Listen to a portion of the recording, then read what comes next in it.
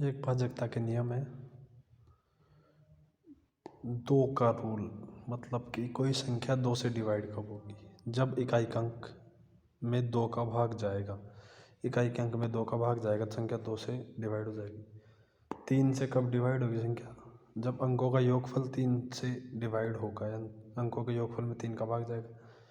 चार का रूल क्या कहता है? लास्ट के जो दो अंक हैं उनमें चार का भाग जाना चाहिए। और पाँच का नियम क्या कहता है? लास्ट में जो इकाई का अंक है वो 0 या 5 होना चाहिए।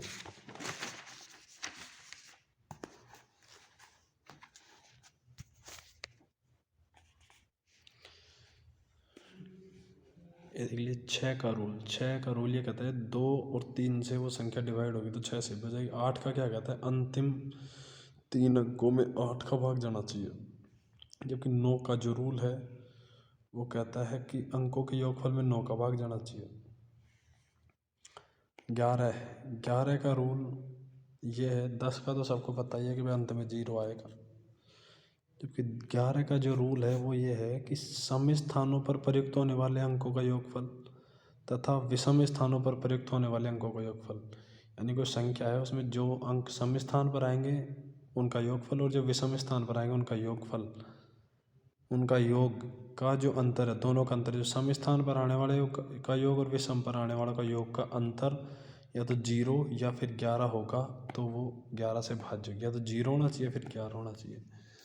ये 7 और 13 के लिए और देख लो एक बार। ये देखो, 7 के लिए लास्ट डिजिट को 2 से गुणा करें एवं बचे हुए पार्ट में से घटा देंगे। वो संख्या 7 से कटेगी तो वह पूरी संख्या 7 से कटेगी। जैसे 138 है तो 138 का लास्ट अंक 8 है। 8 को 2 से गुणा करेंगे तो बचे हुए में से घटा देंगे, यानी 8 से गुणा करें, 8 को 2 से करें 16, -16 इसमें से घटाएं माइनस का 3, जो यानी कि 3 है जो 7 से डिवाइड नहीं हो रहा है, इसलिए ये नहीं आएगा।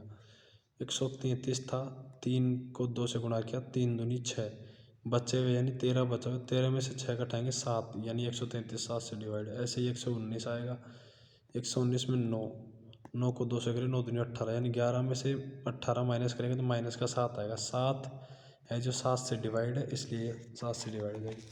इसी प्रकार से 13 के रूल में क्या करना है? 13 के रूल में 7 में तो 2 से गुणा कर रहे थे, जबकि इसमें लास्ट डिजिट को 4 से गुणा करना है और इसमें बचे हुए पार्ट में जोड़ देंगे। 7 वाले में तो बचे हुए पार्ट में घटा रहे थे, जबकि इसमें जोड़ देंगे। और जो जोड़ने पर यदि 13 से डिवाइड हो रही है तो संख्या 13 से, जैसे 104 है, लास्ट का अंक 4 है, 4 को 4 से गुणा करेंगे 16, इसमें जोड़ देंगे 26, यानी 26 13 से डिवाइड है तो संख्या भी हो जाएगी, यानी 104 भी 13 से।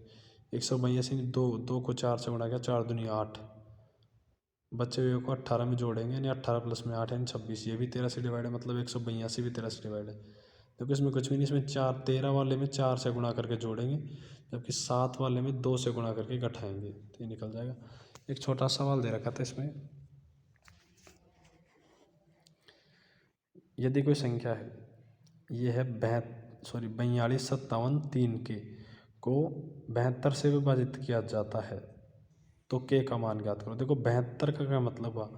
72 का मतलब है 8 × 9, यानी वो 8 से भी विभाजित होनी चाहिए, 9 से। 8 से विभाजित होने का मतलब है कि लास्ट के 3 अंक हैं, जिनमें 8 का भाग जाना चाहिए, 73 के में 8 का भाग देंगे, 9 बार जाएगा, 72 आएगा, 1 बचा, 1 के बाद में के उतार लिया, 1 के। अब यहाँ पे के की वैल्यू क्या आ सकती है? आपको पता है कि 8 के बाद में 8 दूनी 16 होता है बस, या फिर 8 दिया 24 होता है, तो 24 तो होगा नहीं, के का मान 6 ही आएगा, यानी के बराबर 6 आ जाएगा। के बराबर 6 आ गया, उसके बाद में 9 से भी चेक कर लेंगे। 9 से कैसे डिविजिबल होगा? जब पूरी संख्याओं का योगफल है जो 9 से डिवाइड होगा। देखो ये सवाल कहना चाह रहा था कि 72 से विभाजित होनी चाहिए। अब 72 से विभाजित होने का मतलब है कि 8 गुणा 9 से होना चाहिए। 72 यानी 8 × 8 से भी हो और 9 से भी हो, तो ये निकाल लेंगे इसको। और तो ऐसा कुछ है नहीं इसमें। एक जो सवाल था वो ये है,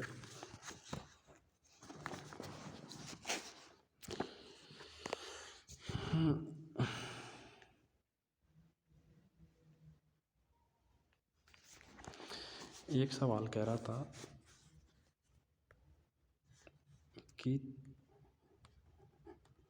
3 की पावर 98 थी। इसको 5 से भाग दे रहा था वो। 5 से भाग देने पर क्या बताना है, शेषफल क्या आएगा। इसमें देखो कुछ भी नहीं करना है।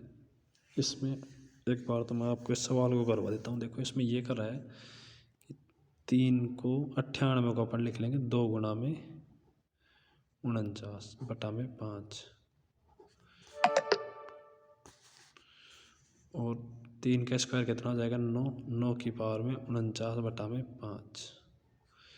अब देखिए 9 है, 5 में 9 में 5 का भाग देंगे तो क्या रिमाइंडर आएगा पता है, शेषफल क्या आएगा, रिमाइंडर यानी शेषफल।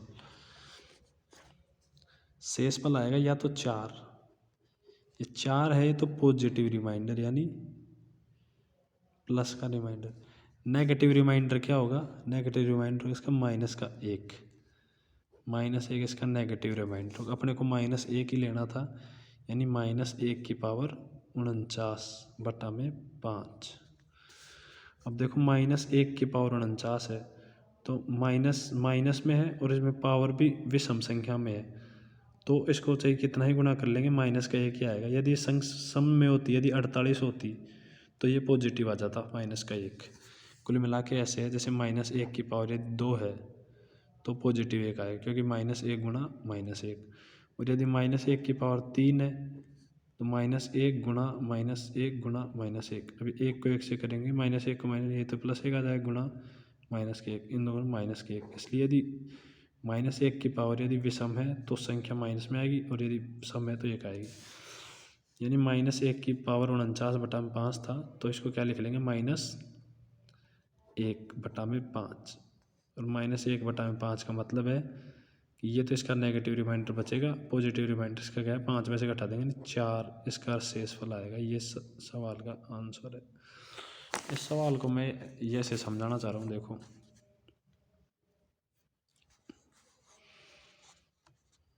कुल मिला के ये है कि इस सवाल में जैसे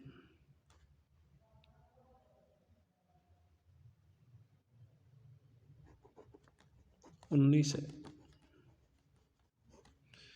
19 बटा 18, 19 बटा 18 में शेषफल क्या आ रहा है। 19 बटा 18 में अपन भाग देंगे, 18 का 18, एक शेषफल आ जाएगा। क्या, एक शेषफल आ जाएगा। ठीक है, ये चीज़ आपको समझ में आ गई। ठीक है, अब अगली चीज़ अपन लिखते हैं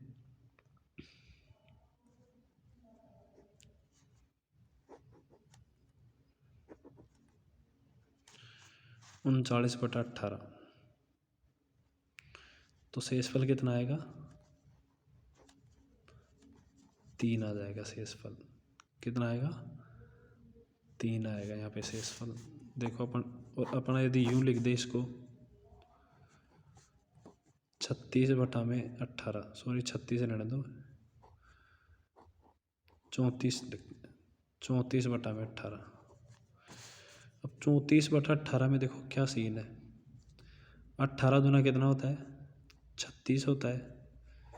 अभी 18 दूना 36 हो रहा है, मतलब ये 2 कम है। अब ये 2 कम है तो यानी इसका कम का मतलब है -2 है, जो इसका क्या है नेगेटिव रिमाइंडर है, नकारात्मक रिमाइंडर है, इसका -2। और पॉजिटिव तो अपने को पता है क्या आएगा, 18 एकम 18 आएगा, बचा हुआ यानी 16 है जो इसका पॉजिटिव रिमाइंडर है। समझ में आई इस चीज़ को। ठीक है, जैसे अब एक चीज़ ये ले लो, जैसे अपन ने ले लिया 21 63, जैसे 62 ले लिया, 62 में भाग दे रहा है 21 का, तो यहाँ से रिमाइंडर क्या आएगा इस चीज़ को देखो, यानी शेषफल क्या आएगा भाई। वैसे तो 21 या 63 होता है, कितना 21 या 63 होता है। अभी ये 62 ही रह गया, मतलब कि माइनस का 1 है जो शेषफल है इसका, माइनस का 1 इसका नेगेटिव रिमाइंडर है। पॉजिटिव की बात करेंगे तो 20 आएगा, 20 शेषफल आएगा। यही चीज़ समझाना चाह रहा हूँ मैं। और जैसे देखो अगली चीज़, जैसे ये मानो, क्या मानेंगे जैसे कि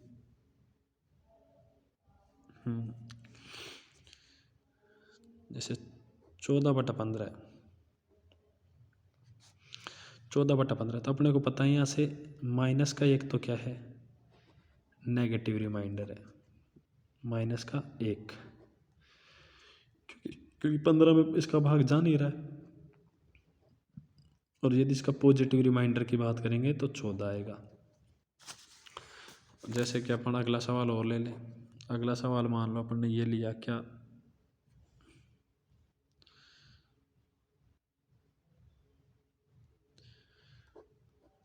53 लिया।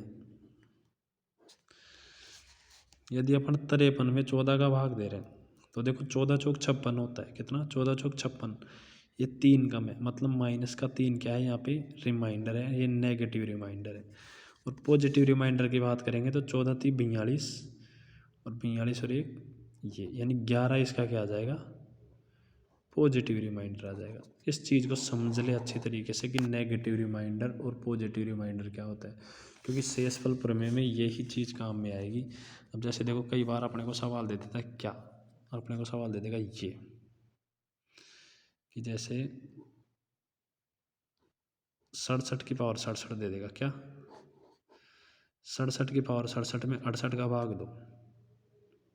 अपने से ये कहेगा सवाल में कि 67 की पावर में 67 की पावर 67 है, इसमें 68 का भाग दो। तो देखो अपन एक चीज़ जानते हैं, अपन क्या चीज़ जानते हैं, अपन ये चीज़ जानते हैं कि जब 67 में 68 का भाग देंगे, इसमें 67 में 68 का भाग देंगे तो इसका रिमाइंडर क्या आएगा, रिमाइंडर एज एक तो रिमाइंडर इसका 67 ही आएगा, लेकिन नहीं 67 से तो 16 होगा नहीं, इसका रिमाइंडर आएगा माइनस का एक, क्योंकि 68 एकम 68 और ये 67 से एक कम है, यानी एक नेगेटिव रिमाइंडर है माइनस का, माइनस 1 की पावर 67 बटा में 68। अब अपने को पता है कि -1 है और इसकी पावर भी सम है, तो गुणा करेंगे तो अंत में -1 ही आएगा, यानी -1 बटा में 68। अब यहाँ से रिमाइंडर कितना आ जाएगा, -1 है, मतलब 68 में से -1 कर देंगे, यानी 67 है जो इसका शेषफल रहेगा। ठीक है। जैसे एक चीज़ और बताऊँ, एक सवाल मान लो ये दे रखा हो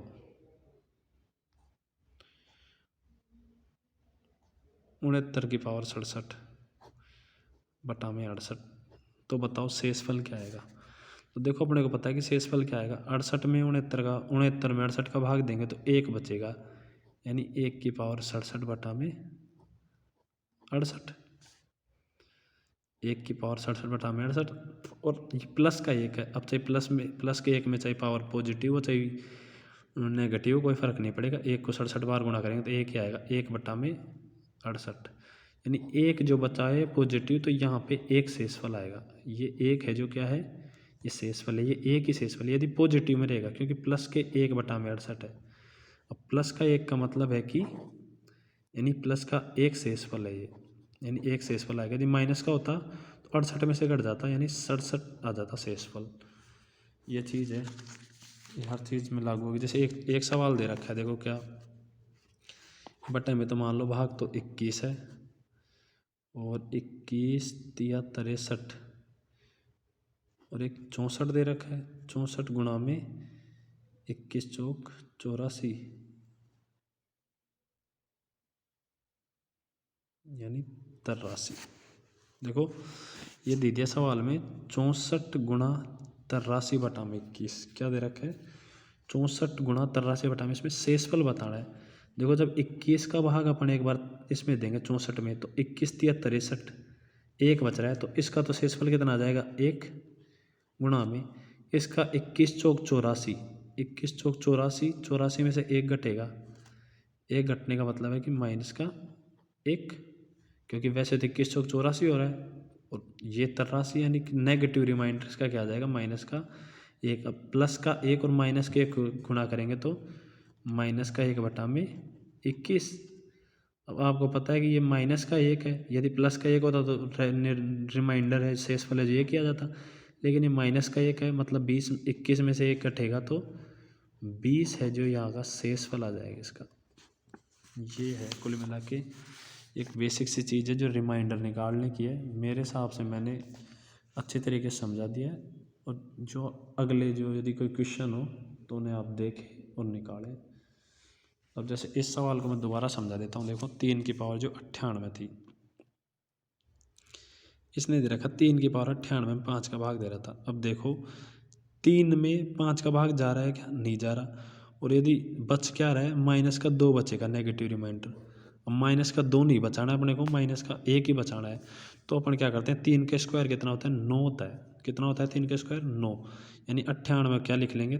3 की पावर 2 गुणा 49 लिख लिया अपन ने, बटा में 5। 3 के स्क्वायर कितना आ गया? 9। 9 की पावर में 49 बटा में 5। अब ये 5 में 9 में 5 का भाग जा सकता है, नहीं जाएगा, लेकिन 5 दूनी 10 होता है और ये 9 है, मतलब कि नेगेटिव रिमाइंडर माइनस का 1 आएगा।